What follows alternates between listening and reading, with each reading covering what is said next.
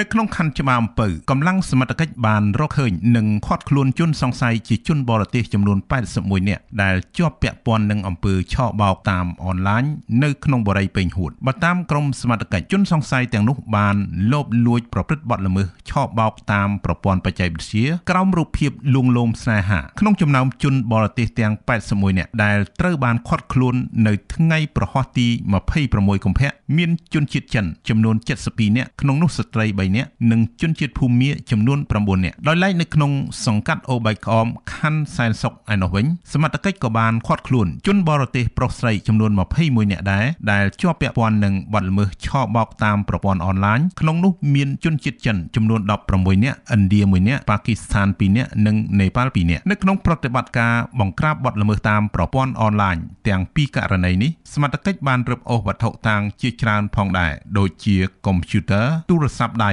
និងវត្ថុតាងប្រព្រឹត្តបទល្មើសមួយចំនួនទៀតសូមរំលឹកថាក្នុងរយៈពេលជាង8ខែកន្លងទៅនេះអាជ្ញាធរកម្ពុជាបានបំបែកសម្បុកអ ுக ្រិតជននៃអំពើឆបោកអនឡាញក្នុងរាជធានីខេត្តនិងជួយសង្គ្រោះជនរងគ្រោះជាច្រើនអ្នកក្នុងនោះមាន26សញ្ជាតិដែលបានចាញ់បោកមេខ្លោងអ ுக ្រិតកម្មឆបោកតាមអនឡាញទីតាំងពាក់ព័ន្ធនឹងអ ுக ្រិតកម្មឆបោកនៅក្នុងរាជធានីខេត្តសរុបចំនួនជាង200កន្លែងរួមទាំងកាស៊ីណូផងត្រូវបានបង្ក្រាបនិងបិទគប់លែងឲ្យមានសកម្មភាពចំណែកមេខ្លោងអ ுக ្រិតកម្មនិងបពពួកចំនួនជាង500នាក់ត្រូវបានតុលាការកម្ពុជាចាត់វិធានការតាមផ្លូវច្បាប់បើតាមអគ្គនាយកដ្ឋានអន្តោប្រវេសន៍ក្រសួងមហាផ្ទៃការបិទគប់ទីតាំងក្នុងរាជធានីខេត្តដែលក្រុមអ ுக ្រិតជនធ្លាប់បានប្រើប្រាស់សម្រាប់ប្រព្រឹត្តបទអ ுக ្រិតនេះបានជំរុញឲ្យជនបរទេសចំនួនជាង220000នាក់ស្ម័គ្រចិត្តចាកចេញពីកម្ពុជាគិតចាប់ពីថ្ងៃទី13ខែមករាដល់ថ្ងៃទី26ខែកុម្ភៈឆ្នាំ